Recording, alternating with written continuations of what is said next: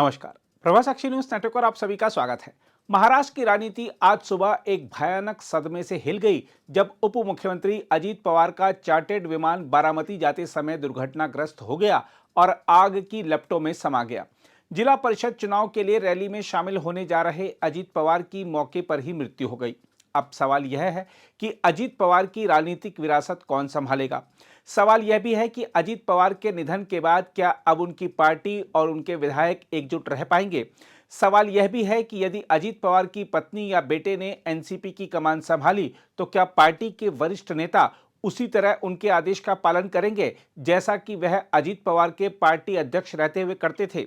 हम आपको बता दें कि अजीत पवार अपने पीछे पत्नी सुनेत्रा पवार जो राज्यसभा सांसद हैं और दो पुत्र पार्थ व जय को छोड़ गए हैं। सुनेत्रा पवार ने 2024 के लोकसभा चुनाव में बारामती से चुनाव लड़ा था, जहां उनका मुकाबला अपनी ननद सुप्रिया सुले से हुआ था। यह मुकाबला इसलिए भी राष्ट्रीय चर्चा में रहा क्योंकि यह राष्ट्रवादी कांग्रेस पार्टी के विभाजन और पवार परिवार की अंदरूनी दरार के तुरंत बाद हुआ था। जीत सुप्रिया सुले की हुई थी और बाद में राज्यसभा चुनाव जीतकर सुनेत्रा पवार भी संसद पहुंची। भले सुनेत्रा अजीत पवार की स्वाभाविक राजनीतिक उत्तराधिकारी मानी जा रही हों, लेकिन चुनावी राजनीति का उनका अनुभव बेहद कम है। देखा जाए तो अजीत पवार का निधन ऐसे समय हुआ है जब राष्ट्रवादी कांग्रेस पार्टी पहले से ही संक्रमण के दौर से गुजर रही है। हालिया निकाय चुनाव में एनसीपी के दोनों गुटों को निराशा ही हाथ लगी थी। हम आपको याद दिला दें कि जुलाई 2023 में एनसीपी टूट चुकी थी और चुनाव आयोग ने अजीत पवार गुट को आधिकारिक एनसीपी और घड़ी चुनाव चिन्ह सौंपा था। वह 6 बार महाराष्ट्र के उप मुख्यमंत्री रहे और वर्तमान महायुति सरकार में भी यही पद संभाल रहे थे। उनके जाने से सरकार के भीतर भी समीकरण बदलने की आशंका है। हम आपको बता दें कि एनसीपी के 41 विधायक हैं। हाल के महीनों में यह संकेत भी मिलने लगे थे कि अजीत पवार और उनके चाचा शरद पवार के बीच रिश्तों में नरमी आ रही है। पुणे और पिंपरी चिंचवड़ के नगर निगम चुनावों को दोनों गुटों ने साथ मिलकर लड़ा था। साथ ही आगामी निकाय चुनाव के लिए भी तालमेल घोषित किया गया था। ऐसे में अजीत पवार की अचानक मौत ने संभावित मेल मिलाप की प्रक्रिया को अधर में लटका दिया है। देखा जाए तो अजीत पवार केवल उप मुख्यमंत्री नहीं थे, वह सत्ता की धुरी थे। वह धुरी जो पवार परिवार के अलग अलग धड़ों, ग्रामीण महाराष्ट्र की राजनीति और दिल्ली के समीकरणों को एक साथ थामे हुए थी। अब सवाल यह नहीं है कि शोक कितना गहरा है, सवाल यह है कि इस शून्य को कौन भरेगा और किस कीमत पर। एनसीपी आज जिस मोड़ पर खड़ी है वहां नेतृत्व का संकट केवल संगठनात्मक नहीं बल्कि वंशानुगत भी है। एक तरफ सुनेत्रा पवार हैं जिनके नाम को लेकर कयास लगाए जा रहे हैं कि वह अजीत पवार की विरासत संभाल सकती हैं। दूसरी तरफ पार्थ पवार हैं जिन्हें उत्तराधिकारी के रूप में देखा जा रहा है, भले ही उनका राजनीतिक अनुभव सीमित हो और उनके साथ जुड़े हालिया विवादों ने पार्टी को रक्षात्मक बना दिया हो। वहीं जय पवार फिलहाल राजनीति से दूर हैं, लेकिन पवार परिवार में दूरी राजनीति से स्थायी नहीं होती।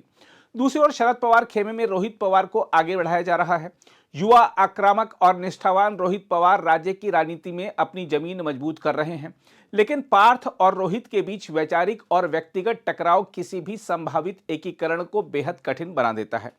ऊपर से 2024 चुनाव में सुनेत्रा को बाहरी कहने वाली टिप्पणी ने जो जख्म दिए थे वे अभी भरे नहीं हैं, ऐसा एनसीपी के सूत्र बताते हैं। अजीत पवार वह नेता थे जो सत्ता में रहने के लिए सत्ता को साधना जानते थे। उन्होंने बीजेपी, शिवसेना, कांग्रेस सभी के साथ सरकारें चलाईं और हर बार खुद को अपरिहार्य साबित किया। वह जनता से कहते थे कि सत्ता सेवा का साधन है और उसी तर्क से अपने राजनीतिक मोड़ बदलते रहे। यह लचीलापन ही उनकी ताकत था और यही अब पार्टी के लिए सबसे बड़ी कमी बन गया है। अब एनसीपी के सामने 3 रास्ते हैं। पहला, दोनों गुटों का विलय जो भावनात्मक रूप से आकर्षक है लेकिन व्यवहारिक रूप से विस्फोटक।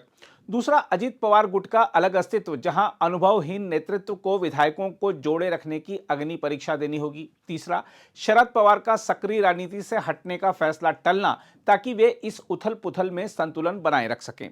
महाराष्ट्र की राजनीति में पवार नाम सिर्फ एक सरनेम नहीं, एक ब्रांड है। अजीत पवार उस ब्रांड के सबसे तेज धार वाले औजार थे। उनके बिना यह ब्रांड बिखर भी सकता है और नए सिरे से गढ़ा भी जा सकता है, लेकिन इतना तय है कि आने वाले महीनों में एनसीपी के भीतर सत्ता संघर्ष और तेज होगा और विरासत की यह जंग महाराष्ट्र की राजनीति को और आक्रामक बनाएगी। बहरहाल यह सही है कि शोक के इस क्षण में संयम की बातें होंगी, लेकिन राजनीति शून्य नहीं सहती। अजीत पवार की चिता की आग ठंडी होने से पहले उत्तराधिकार की आग भड़क चुकी है। सवाल सिर्फ इतना है कि इस आग में कौन राख बनेगा और कौन सत्ता की भट्टी में खुद को नया नेता गढ़ पाएगा। अगर आप भी लेना चाहते हैं देश दुनिया की तमाम जानकारी तो आज ही सब्सक्राइब करें हमारे चैनल को। साथ ही नीचे दिए बेल आइकन को जरूर दबाएं ताकि हर अपडेट आप तक पहुंच सके।